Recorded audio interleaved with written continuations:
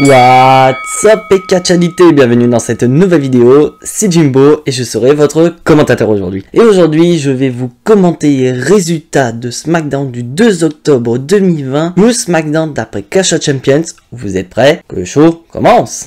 Déjà comme on peut voir, on commence déjà très lourd avec le champion universel Roman Reigns accompagné de son avocat Paul Heyman, et on a une petite vidéo qui résume en gros le massacre de Roman Reigns sur son cousin Jey Uso. Et donc Paul Heyman nous dit grosso modo on sait tous pourquoi on est là, et que grosso modo on est là pour couronner le chef de la tribu, mais pas seulement le chef de la tribu de la WWE ou encore de SmackDown, mais le chef de la tribu de l'univers de la WWE. C'est pour ça qu'il est champion universel. Et franchement, j'ai bien aimé ce petit jeu de mots de la part de Paul Heyman en disant voilà que Roman Reigns c'est le chef de la tribu de l'univers de la WWE, du fait qu'il est champion universel. C'est une très bonne utilisation du mot WWE Universal Champion. Et donc juste après, on a Roman Reigns qui prend le micro et qui demande à son cousin Jey Uso de venir dans le ring. Et donc au final, Jey Uso arrive et qui dit tout simplement qu'il ne reconnaît pas l'homme qui est en face de lui. Cet homme est censé être Roman Reigns, c'est censé être son sang, sa famille, comme un frère pour lui. Et au final, à Clash of Champions, il a vu son visage, il a démoli. Mais Jey Uso nous dit que il a peut-être battu physiquement, mais il ne l'a pas battu dans son esprit, que lui, Jey Uso, il est prêt à aller jusqu'à la guerre s'il le faut, et que si son frère jumeau, Jimmy Uso, n'était pas intervenu, donc en gros, je rappelle les faits dans Clash of Champions, c'est que à un moment donné, Jimmy Uso a eu tellement peur pour son frère qu'il a lancé la serviette. Donc en gros, il a fait jeter l'éponge pour son frère. Donc Jey Uso explique que si son frère n'était pas intervenu, il serait allé jusqu'au bout et il serait potentiellement champion. Et là, on voit que Roman Reigns est en train de sortir un petit speech en disant que voilà, il a voulu faire des choses pour son cousin, voilà, il a lui dire voilà, j'ai voulu te mettre dans le main event dans le but que tu aies un gros chèque pour que tu puisses subvenir à ta femme, subvenir à tes enfants, que tu te fasses vraiment un nom, que je t'aide à te pousser vers le sommet. Et qu'est-ce que tu m'as fait? Tu m'as manqué de respect, tu m'as brisé le cœur, alors que pour moi, tu es un frère. Et là, on voit que durant toute la conversation, Jey Uso, il regarde pas Roman Reigns dans les yeux, il regarde son titre de champion universel. Donc au final, Roman Reigns lui dit, tu veux un nouveau match à Hell in a Cell? Tu veux? Donc au final, Roman Reigns, grosso modo, accepte le challenge, et lui dit 2-3 petits mots, donc voilà, à l'oreille, en lui disant, bah, je t'aime, mais à Hell in a Cell, je vais te démolir. Tout simplement, c'est carnet. Donc, je tiens à préciser que le match, la WWE ne l'a pas encore confirmé, mais les commentateurs nous ont annoncé qu'on aura un match entre Jey Uso et Roman Reigns volume 2 à Hell in a Cell. Après, on n'a pas l'information si ce match aura lieu dans la cellule de l'enfer. Et suite à cela, on a AJ Styles qui ramène ses fesses et qui, tout simplement, voilà, critique Jey Uso en disant que voilà, lui... il sert à rien, c'est pas lui qui doit être dans le main event, ça doit être quelqu'un d'autre de plus méritant. Donc en gros, AJ Styles se met en avant. Et ça entraîne le premier match de la soirée, Jey Uso face à AJ Styles. Et je vous cache pas, le match est super, franchement, j'ai bien aimé. AJ Styles, Jey Uso, c'est assez sympa, c'est assez inédit. Et je trouve que ça fait du bien ce matin de voir des matchs différents petit à petit. Et à noter, voilà, victoire de Jey Uso clean, qui, voilà, se prépare à affronter son cousin une nouvelle fois, Roman Reigns à Hell in a Cell. J'ai regardé les réseaux sociaux, c'est vrai qu'il y en a beaucoup qui disent oui mais on a encore un rematch, c'est assez chiant. Mais moi je suis pas d'accord, c'est une très bonne rivalité. Je suis d'accord que les rematchs c'est assez chiant, mais quand tu n'as rien à côté, là tu as ce qu'il faut pour faire un nouveau rematch. Parce que si la WWE veut nous faire teaser une rivalité avec Rock à WrestleMania, faut quand même, grosso modo, occuper un petit peu Roman Reigns. Parce que tu vas pas le mettre à droite à gauche, tu vas pas lui faire là, Clash of Champions contre Jey Uso, Jimmy Uso à Hell in a Cell. Après, Rock, t'as quand même plusieurs mois derrière. Donc il faut occuper Roman Reigns. Donc faut quand même lui mettre des rivalités qui durent assez longtemps. Parce que moi, des rivalités qui se terminent en un mois, j'en ai marre. Ça, c'est carré net. Et là, c'est ce qu'ils font. Ils nous font des rivalités qui durent plus d'un mois. Donc le fait d'avoir un volume 2 dans cette rivalité, moi je suis pas contre. Bien au contraire, je suis super content de cette rivalité. Parce qu'il y a vraiment une aura mais différent. Quand on voit Roman Reigns qui est heel, mais qui se dit, mais j'essaie de faire quelque chose pour ma famille, mais voilà comment ma famille me remercie, quoi. Donc en gros, c'est le méchant, mais il se fait passer pour la victime de l'histoire. Et ça, franchement, je kiffe ce nouveau Roman Reigns. Et après, bah, je suis curieux de voir l'évolution de ce personnage, de ce nouveau Roman Reigns, qui dégage mais vraiment un aura, mais de surpuissance, mais énorme, encore plus que quand il était babyface. Alors que moi d'habitude, je suis babyface à 100%, mais là, voir Roman Reigns en heel, oh, j'adore, mais j'adore à 100%. Eh mais WWE, laissez-nous Roman Reigns heel jusqu'à plusieurs années, quoi. Si vous nous faites des segments comme ça pour Roman Reigns, franchement, en heel, j'achète direct. Donc là, on passe en coulisses, donc avec notre nouveau champion intercontinental, Sami Zayn, qui arrive, voilà, qui est heureux, enfin, il se fait enfin AP champion intercontinental, et il nous rappelle, voilà, des faits en disant que, voilà, AJ Styles a remporté par fraude, tout le monde l'a accepté, Jeff Hardy a remporté par fraude, il a accepté, mais par contre, lui, qui gagne de manière très intelligente, même si c'est par fourberie, mais par fourberie acceptée, bah, personne ne l'accepte, donc il nous rappelle que dans le main event de SmackDown, on aura le rematch entre Sami Zayn et Jeff Hardy. Et donc là, Sami Zayn est présent donc avec les deux ceintures, donc il a décroché. Et on a une poubelle. Et là, Sami Zayn nous dit, voilà, il va mettre les rêves de Jeff Hardy là où ils doivent être, c'est-à-dire à la poubelle. Et là, Sami Zayn balance l'une des ceintures intercontinentales dans la poubelle, donc c'est celle où les plaques latérales étaient au nom de Jeff Hardy. Donc c'est officiel, donc lui, Sami Zayn aura donc une seule ceinture de champion intercontinental. Et franchement, moi j'aime bien, et je suis curieux de voir le main event. Et donc là, on passe à un match où franchement, j'ai pas aimé, c'était un squash match, tout simplement. Otis face à John Morrison. Et si vous suivez SmackDown, vous verrez que Otis est en rivalité avec Miz et John Morrison pour le droit de sa mallette, en fait, parce que les deux estiment que voilà, Otis est incompétent en tant que Mr. Money in the Bank, et ils veulent plus ou moins récupérer la mallette d'Otis, donc ils ont porté plainte contre Otis, bref, donc ça part vraiment en storyline totalement débile.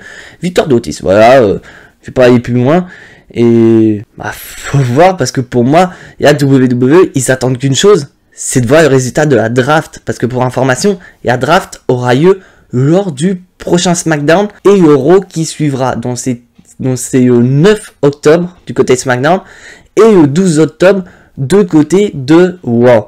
Et c'est vrai que bah il y a WWE attend le draft pour savoir comment ça va évoluer du côté de Otis pour la mallette.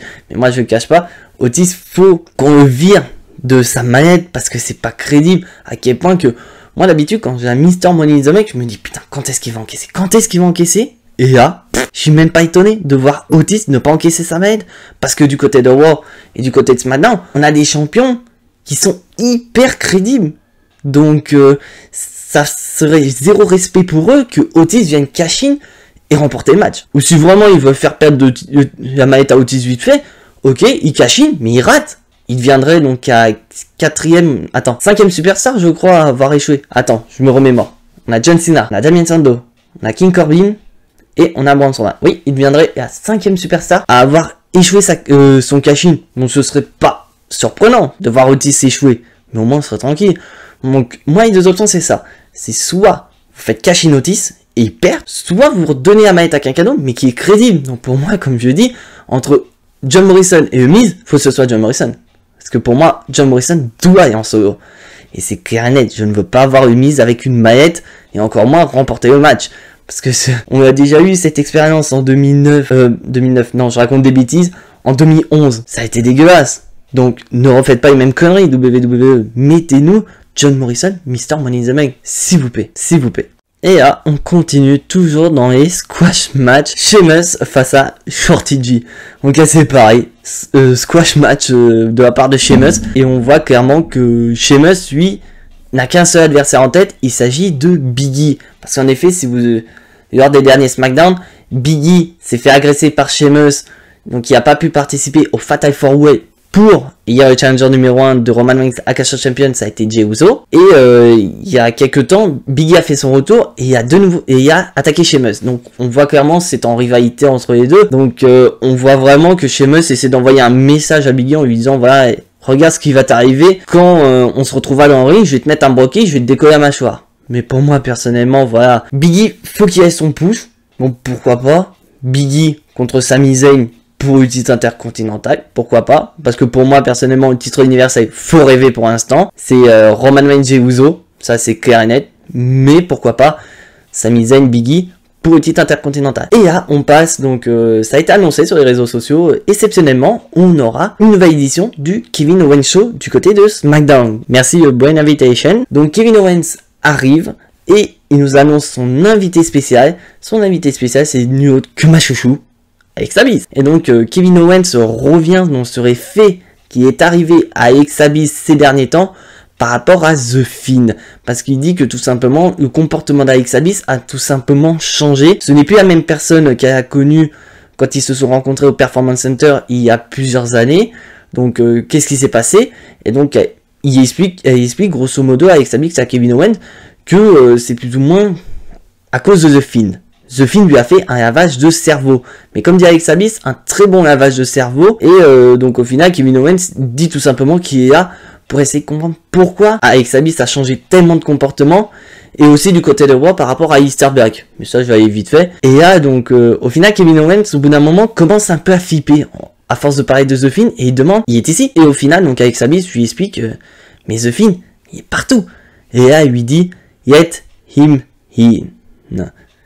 Donc en gros, il y a ce entrée. Et là, il y a la lumière qui s'éteint, et lumière rouge. On a The Fiend qui arrive, et The Fiend mène des bocaux sur Kevin Owens. Et donc au final, Kevin Owens il est out. Et là, on voit cette image que j'ai surkiffé. On voit The Fiend qui tend la main à Alexa Bliss. Et là, on voit donc Alexa Bliss et The Fiend qui sont en contact. Et franchement, j'ai aimé. Donc, on a ce qu'on attendait. Voilà, que Alexa Bliss va être du côté de The Fiend dorénavant. Donc, un peu à la Joker, Harley Quinn dans l'univers d'ici. Et là, franchement, j'aime bien. Je trouve que c'est super bien d'avoir remis Alexa Bliss en heel. Et là, de le mettre de côté de The Fiend. Je pense que j'aime bien. Après, j'aimerais bien qu'ils approfondissent un petit peu avec, comme j'ai dit, mes petites théories de pourquoi pas Alexa Bliss serait peut-être un fragment de l'esprit de Sister Abigail, et que cet esprit commence au fur et à mesure à prendre possession d'Alexa Bliss, ce qui entraîne cette relation avec The Fiend. J'aimerais être un peu farfelu, mais voilà, faut des théories, donc dites-moi en commentaire ce que vous en pensez de ma théorie. Mais franchement, pour moi, c'est une théorie qui est possible, qui est cohérente dans l'histoire avec The Fiend.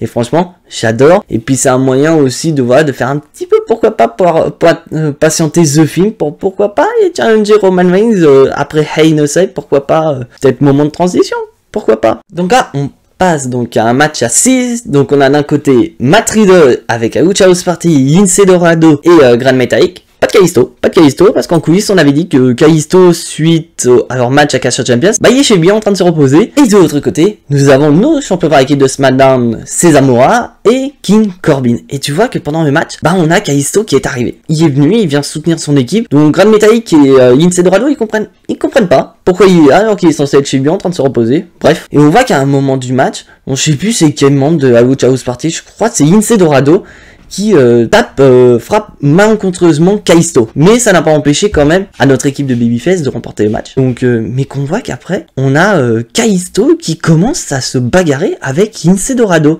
Donc on a Gran Metalik et Matt Riddle qui sont en train de les séparer. Dans WWE, qu'est-ce que vous faites avec la Lucha House Party? C'est un jour ils sont copains et après ils se bagarrent. Donc soyez sûr à 100%. C'est soit vous faites séparer à Lucha House Party, voilà, Kalisto se casse, devient heel et affronte donc ses anciens partenaires, ou tout simplement vous faites table rase et vous laissez à Lucha House Party à 3. Faut savoir ce que vous voulez. Parce que moi personnellement, j'ai envie de voir Kalisto partir en solo, parce que faut regarder. Il est revenu plus fort que maintenant, qu'il était avant. Donc pourquoi pas le faire partir du côté solo pour pourquoi pas un petit run en tant que heel. Je dis pas en tant que champion, mais un run en tant que heel. Ce serait sympa. Puis surtout, arrêtez ces matchs. Lucha House Party, Cezamora, Matt Riddle, King Corbin. Faut arrêter. Parce que là, Matt Riddle, il y a eu des putains de débuts. Mais là, maintenant, il y a zéro respect de la part de la WWE. Et ça a été dit.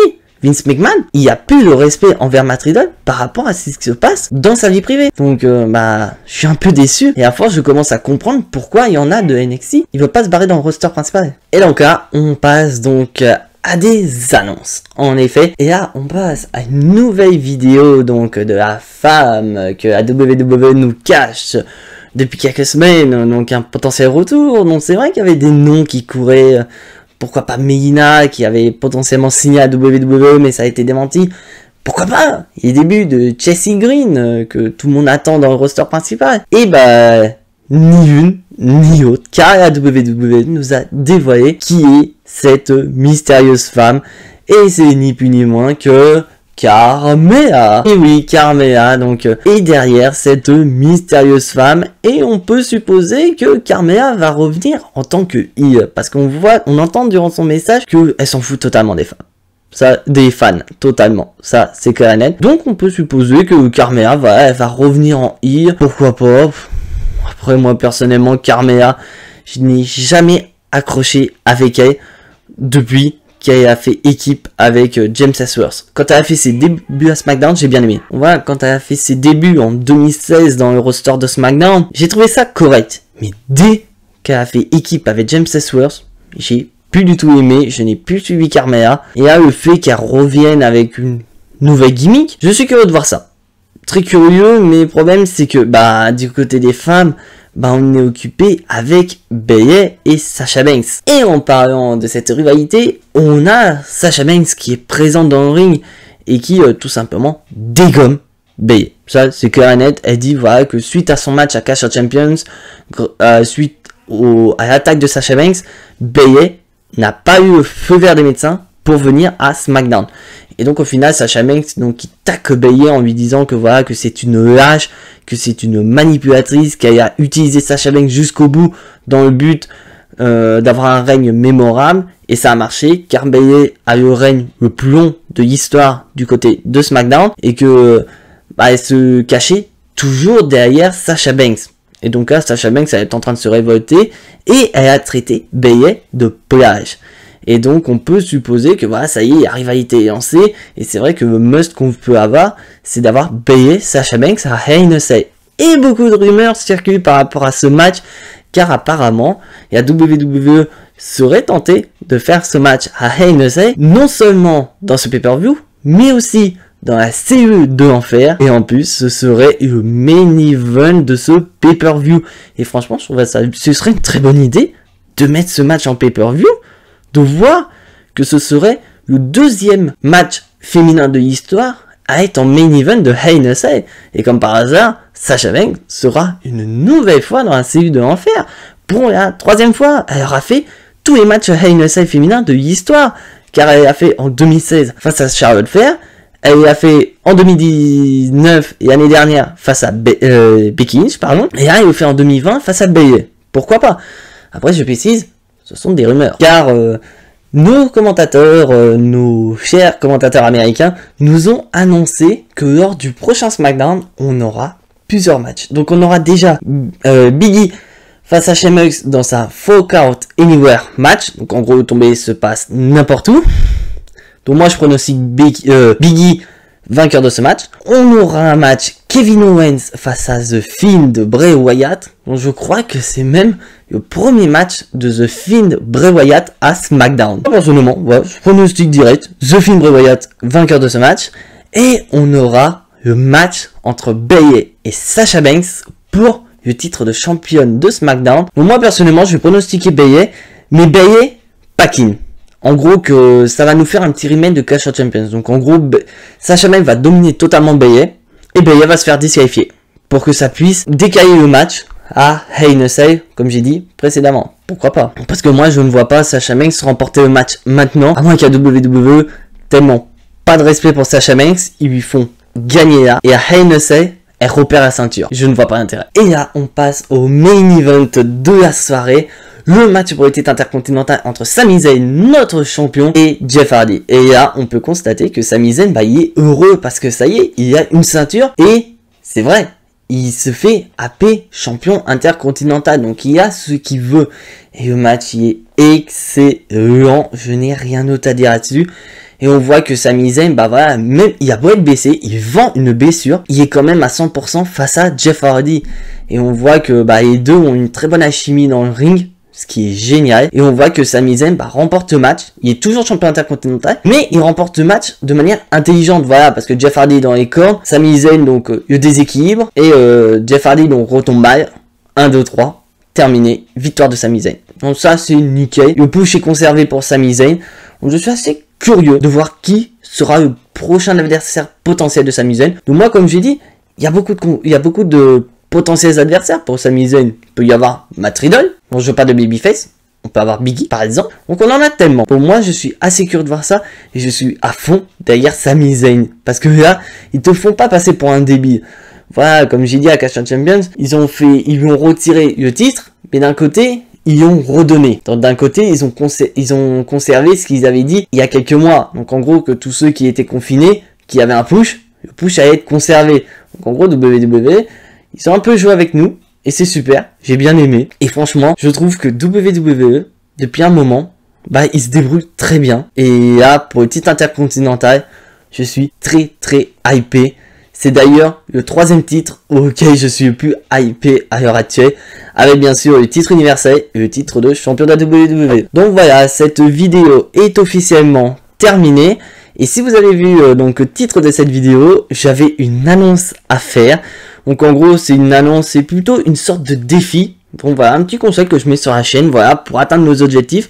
Donc en gros, c'est que je vais donner le nombre d'abonnés qu'il faut atteindre. Et si on atteint le nombre d'abonnés au bout d'une certaine durée, je m'engage à faire un défi. Donc là, bien sûr, pas des défis un peu one again. C'est vraiment des défis que je trouve un peu gênants pour moi. Donc je vais faire par le premier défi. Donc le premier défi, c'est que si à la fin du mois, on arrive à atteindre au minimum les 350 abonnés sur la chaîne, je m'engage pendant 2 semaines, dans chaque vidéo, je porte un t-shirt rose. Pourquoi t-shirt rose? Parce que tout simplement, je déteste le rose.